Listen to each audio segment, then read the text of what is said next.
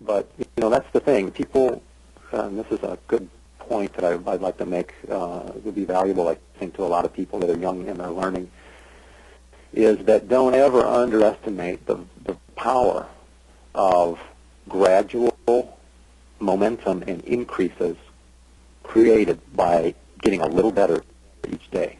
Because if you do that and you move in the right direction, even a little bit every day, you can, in a matter of a year or two, go, have unbelievable, be in a completely different place than you ever would have predicted. So that's kind of how that happened.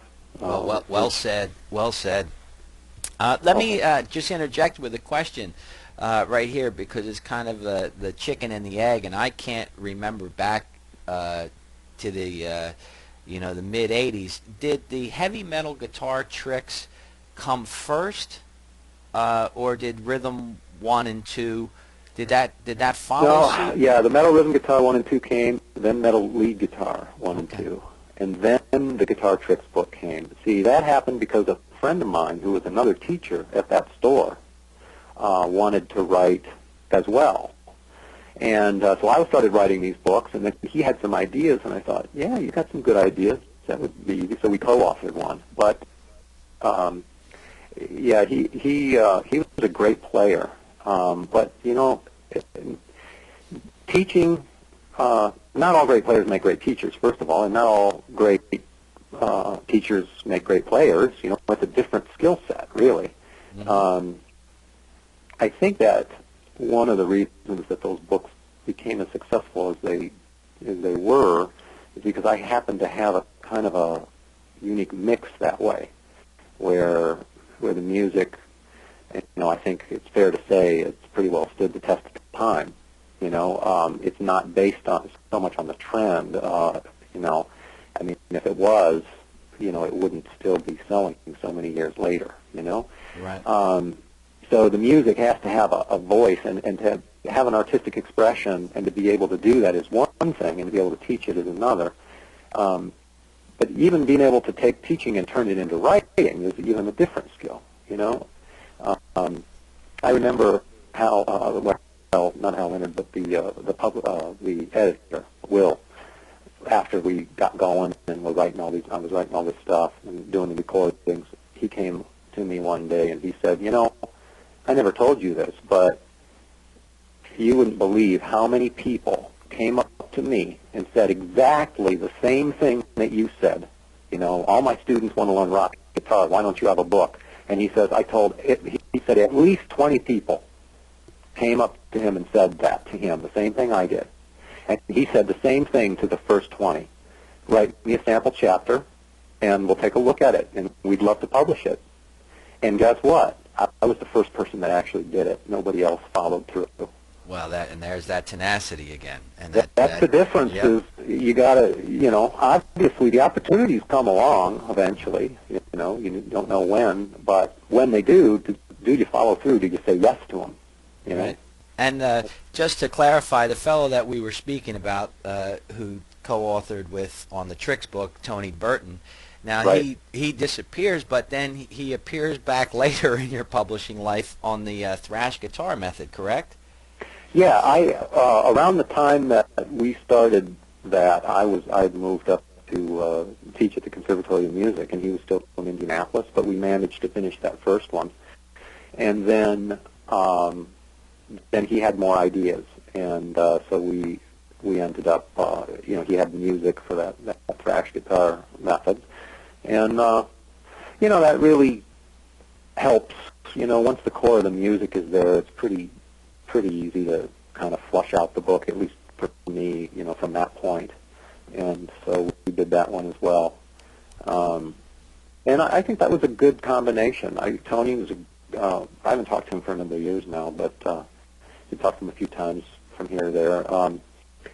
And he was still teaching, and he's a great guitar player. I mean, I always, touch, the sound that someone has on the guitar has so much more to do with the amp than the amp and the guitar. It's the touch and the feel that they play with and how they play.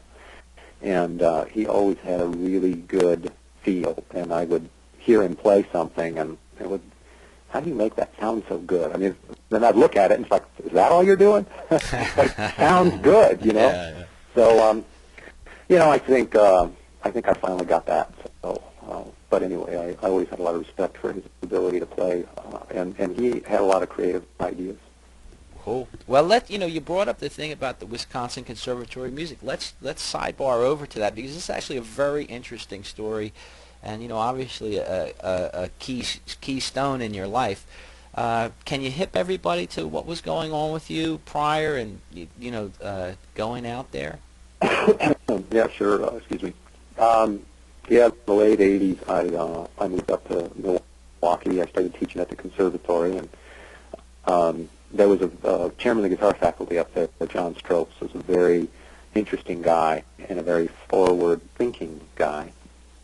And it was kind of interesting because, at a conservatory, like probably most, there tends to be, well, the jazz people are the new people on the block. Even though jazz has been around for, 80 years or something. It's like, that's new, Right. in conservatory terms, Mm-hmm. because it's classical based and it's classically based, and and you've got these, dare I say, the stodgy old, we do it by the book, classical guitarists, and while I love some classical music, I guess I have to. Some of it I don't connect with at all, and some of it I just absolutely love. It's the best stuff ever written, in my opinion. I love Beethoven. He is awesome. So. But in any case, when I was at the conservatory, that was interesting because I was down in the basement teaching rock lessons, and I would have my Marshalls cranked up and be wailing away learning, Yngwie Malmsteen and stuff like that. And then these people would come down and look in every once in a while with their jaws dropping, kind of going like, they stepped in from, a choral recital or something, and they're like wondering, what is this demonic noise? You know what I mean? Well, I just wanted to see what this was, You can tell that they absolutely disapprove, but yet they're somehow curiously, prodded into it, to taking a look. But, we did, I remember doing, I would do these performances. They would have, at the conservatory every year, they would have a Christmas party, and they would have these things where they rent a performing arts center, and they would have various groups of the teachers and faculty would do a performance, and it would be, the whole conservatory. So I would go out there with a Marshall stack and a distortion pedal, and I would play through a bunch of Paganini caprices and stuff, Oh my! And try to get as much, consternation as possible, and I think I got plenty of it. Yeah. So it was fun, but anyway, I had this idea in the back of my mind. I guess when I started teaching, I thought, okay, well, I need to, I started creating a program.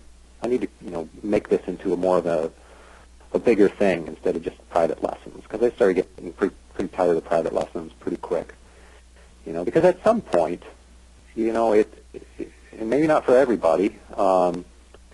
I guess I had the ability to teach, but for me, when things started to become too redundant, the same patterns showing up over and over, I was losing the ability to keep saying the same thing over and over. And even though it's a new person every time, and there's some element that's unique about it, and frankly, I respect the teacher-student.